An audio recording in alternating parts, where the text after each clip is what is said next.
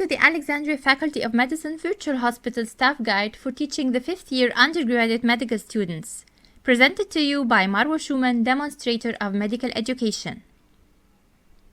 This tutorial is designed for educational purposes only. It is designed for the personal teaching of staff members, and Alexandria Faculty of Medicine has the right to take legal actions against public distribution, copying, or communication of this video without written permission.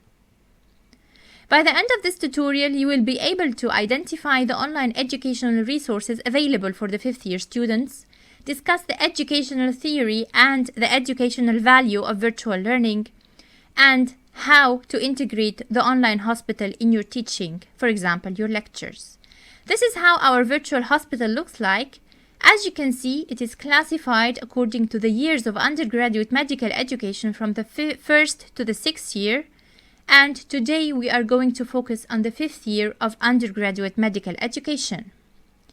You should be asking yourself, oh, do I need a username, a password, a URL? Well, fortunately, the answer to all these questions is no. Just type in Alexandria Faculty of Medicine at the Google search, and here we are. Just click on the first search result. You'll get to the homepage of the Alexandria Faculty of Medicine. On your right-hand side, you have resources for staff and for students. The last item for students is virtual learning. Click on virtual learning, and here we are. We are inside the Alexandria Faculty Virtual Hospital. The resources available are an online virtual cardiology lab where you have access to patient cases. We have 4 cases which are interactive cases, virtual cases. With the help of Dr. Help, you can go through the diagnosis, the history, the management of each virtual patient. The other resources available are interactive chest x-rays, where you have different forms of x-rays, both normal and abnormal chest x-rays, all with interactive exercises. The question is, why should we do more effort and integrate virtual hospital in our teaching? And the answer is making your lecture more interactive, teaching clinical reasoning and problem solving, addressing different learning styles, and improving the students' motivation during your lecture. The first item is making your lecture more interactive. It is important to engage your learners more in the lecture, improving their learning experience. The second important point is teaching clinical reasoning and problem solving during the lecture, not only knowledge and information. The third reason is addressing different learning styles. With virtual cases, you can address your read and write learners, your visual, your auditory, and your kinesthetic learners who are all present in a lecture hall together. Even if you doubt the presence of different learning styles, presenting material in different ways improves recalling and stronger assimilation of new and existing knowledge just by the same learner.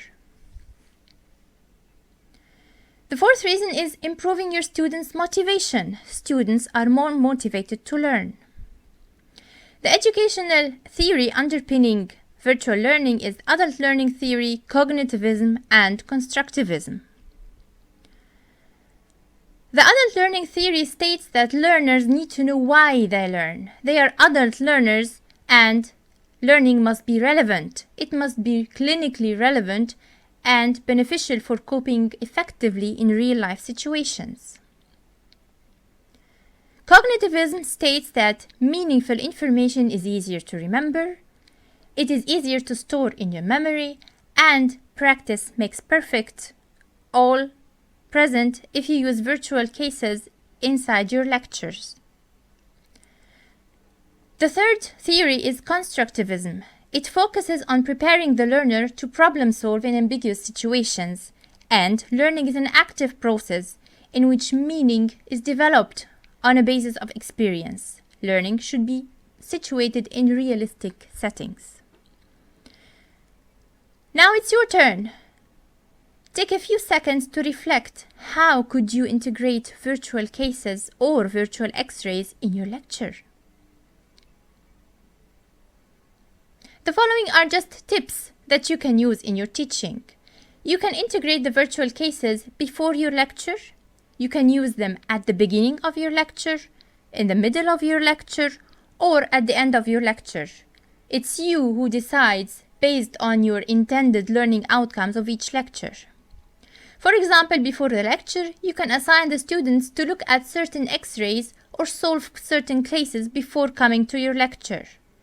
At the beginning of the lecture, you could use the cases to gain your students' attention, creating more interest in the subject area and rendering more worth knowing, making the knowledge usable, clinically relevant beyond the lecture situation. In the middle of the lecture, you can use the virtual cases to prevent the stimulus or the main topic of the lecture.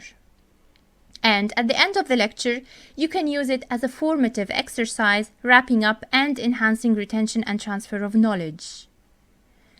Have I convinced you enough? Now it's your turn. You think how to integrate the virtual teaching in your lectures. Any feedback on lesson plans, any inquiries are welcomed. These are more references if you're more interested to read about the topic of virtual learning, and thank you.